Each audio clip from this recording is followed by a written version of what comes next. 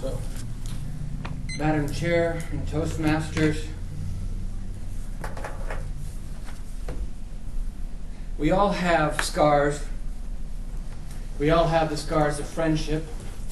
We carry them, we show them, we learn from them, hopefully. But the scars of friendship aren't caused by malice or intent to harm, because friends don't operate that way. Friends are here to care for us, to nurture us, to make us better people by tending to our needs. Scar 1, Scene 1. The Duel of the Dark Knight.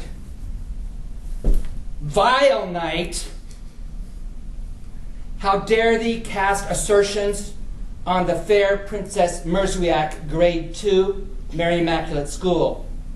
Prepare to meet your doom. No warning, the Dark Knight swings his wooden sword right into your head. Dang it, Jimmy! You ain't supposed to really hit me. Jimmy Lester comes running to your aid and bandages your wound. The next day you wear the bandage to school, and the fair Princess Merswiak comes running to you with concern. You don't tell her really what happened, but you look over at Jimmy Lester and you nod. Scar number 2. Giuseppe Ciabrini Circus, 1975.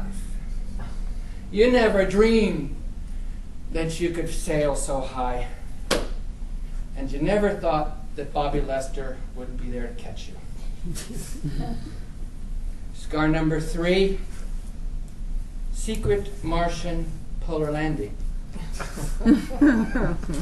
Commanding the spacecraft, Captain Miskowicz. His lieutenant, Stephen Schwab, commanding the landing saucer. The two craft rush toward the planet's polar cap. Just before they enter the planet's atmosphere, the spacecraft veers, sending the landing saucer hurtling in front of the spacecraft when the tether breaks and the young lieutenant spins out of control, colliding with debris on the planet's surface. Lies splayed and motionless on the planet's frozen landscape,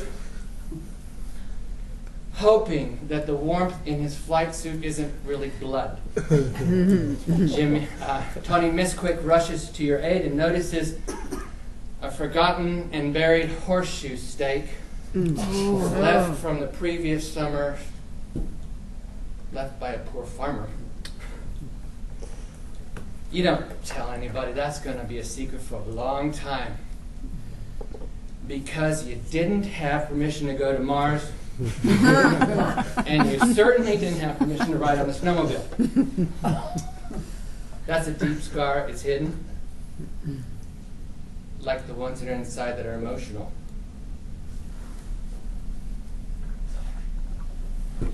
You're walking along a summer day, hot day, Tony Miskowicz.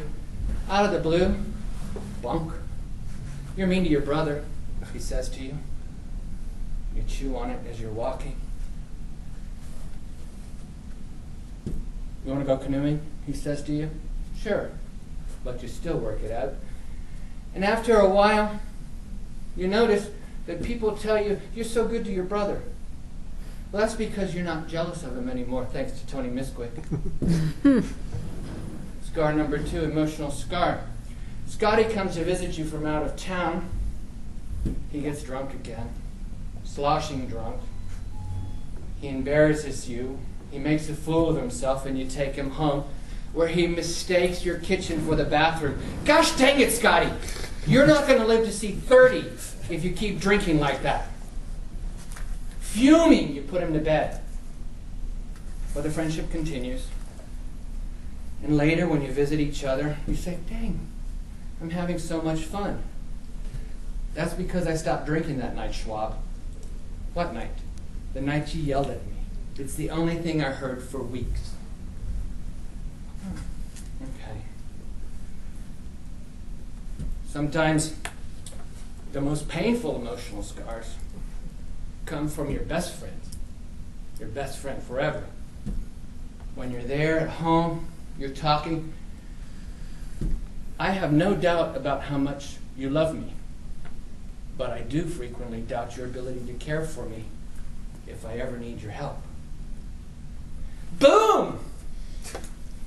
Like a punch in the stomach, takes your breath away, and you know you're going to chew on that one for a long, long time. Because you made your friend unsafe, feel unsafe. And that's not what friends do.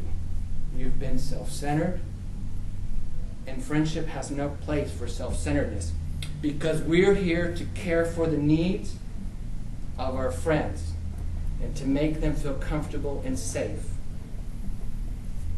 through big scars and small, inside and out. Thank you, Toastmasters.